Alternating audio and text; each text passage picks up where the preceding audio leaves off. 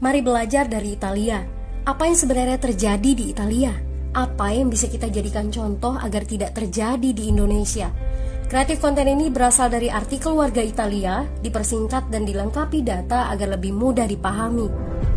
Tahap 1. Kasus pertama diumumkan. Itu cuma flu.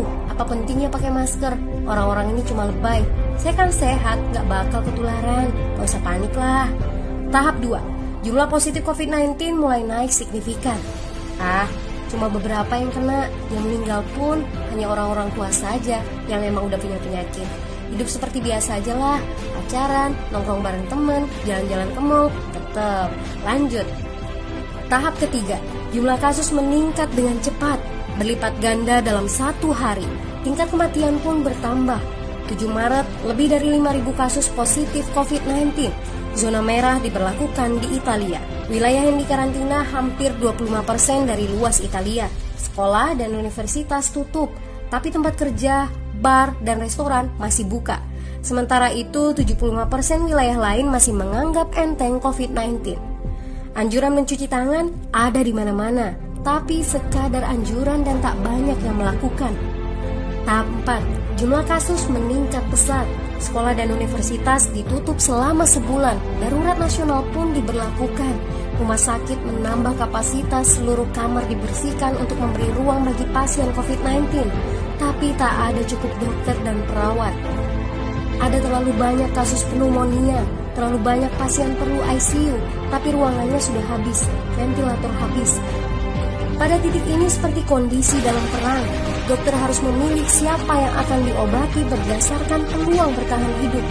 Itu berarti pasien lanjut usia dan punya penyakit bawaan seperti hipertensi, diabetes, stroke tidak masuk prioritas karena tidak ada lagi ruang. Sistem layanan kesehatan seketika runtuh.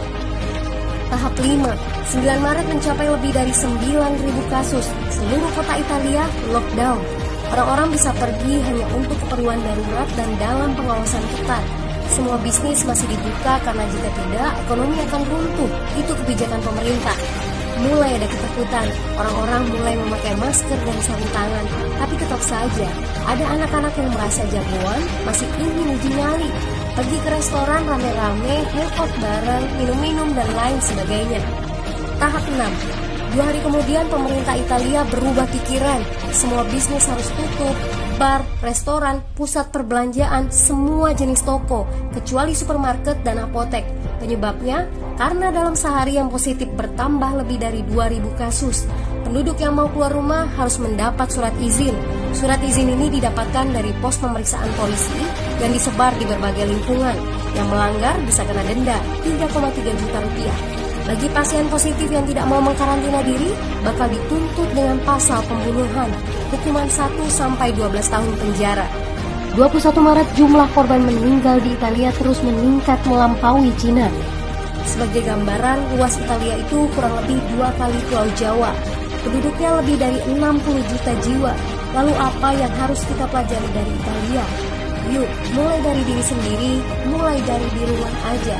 Jaga kebersihan lalu isolasi diri dan keluarga. Tidak keluar rumah kecuali sangat penting.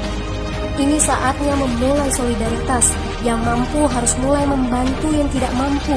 Ini adalah bentuk usaha dan doa kita semua. Semoga badai corona ini segera berlalu. Mari memulai kekompakan dengan membagikan informasi ini. Di rumah aja, mari belajar dari Italia.